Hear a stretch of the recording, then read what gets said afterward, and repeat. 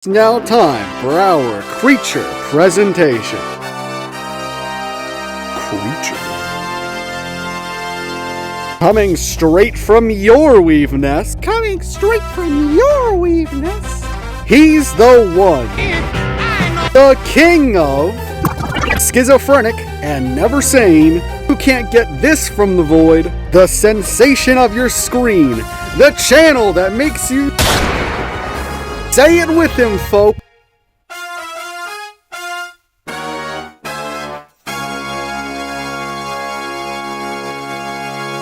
This is the dumbest thing I've ever fucking... Summoning a demon is sometimes complicated and a little taboo, and so I decided, you know what, I'm gonna show you guys how to do it. Well, not show you, but give you a guide on how to do it.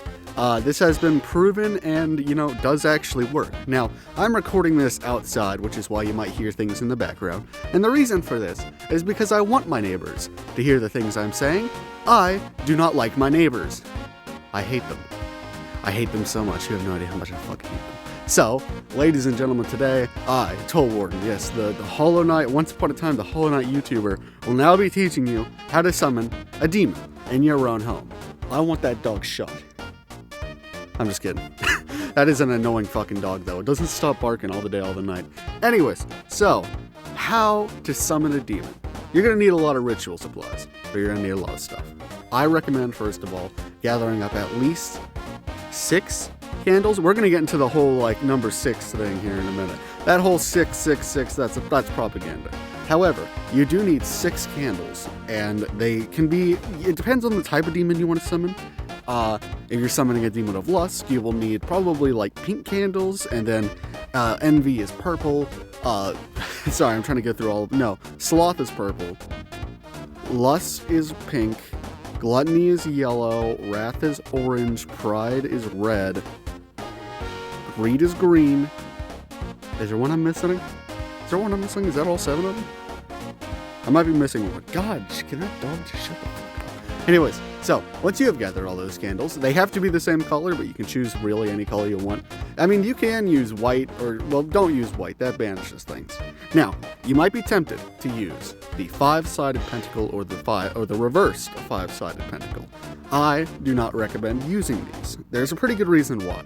So, pentacles are a Wiccan and pagan thing, so trying to use these would, first of all, it would work, but not as efficiently as the Solomonic hexagram.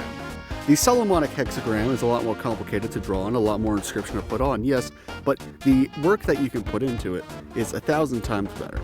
And also, the result is 1,000 times better. See, demons love sacrifice, and the best thing you could sacrifice is time, because you can never get it back. Anyways. So, whether you're choosing the normal pentagram, it's windy now, great, you can do that, but again, I recommend the Solomonic hexagram. So, once you have done that, put the candles on all 6 points of the star. Now, try not to get it on the words of the Solomonic hexagram, because that can kind of dilute the whole process, and you need those words to be there because those work as demon traps. It effectively keeps it from running around rampant in your house. I mean, you can let it if you're freaky like that, but, it is what it is. So once you have done that, you will then need to find a way... You can probably find this online. You will need to chant the... what's it called? Oh no. Hold on a second. The first... I have my book here. The first ritual in the Book of Solomon. Where's that at? You have to do the... it's blowing wind. It's like it doesn't want me to do this. So there's this thing called the orientation of the bornless one. Or the invocation of the bornless one. I forget completely. You have to chant that 3 times in its fullness without messing up. I will now, I won't be reading this out loud because I cannot pronounce these names for the fucking life of me. But this has worked, it just takes a couple times. That's fine. Again, demons love it when you sacrifice time, because you can never get time back. So, once you have done that, you can actually begin the ritual. Begin by putting the skull of the animal you wanted to take form as in the middle of the hexagram. This skull can be real or fake, dependent on what you want to do, and make sure it's there. Because here's the thing, the way demons manifest is they are manifestations of emotion and they lack soul. So giving them an item to, latch themselves onto and to manifest around, given the emotion of the ritual, will give it form. You understand? But they're bornless. That's why it's the bornless ritual. All demons are bornless, so you won't really see them. You know what I mean? So after you have put in the skull, I recommend getting some kind of, whatever herbs you want. It depends. The mixture does affect the personality of the demon. For example, if you want a spicy one, put in spices and like hot shit or something. I probably shouldn't have said that. I know how that's going to go immediately. So once you have done all that, you must then begin the chant. I need to remember these fucking chants. Shit.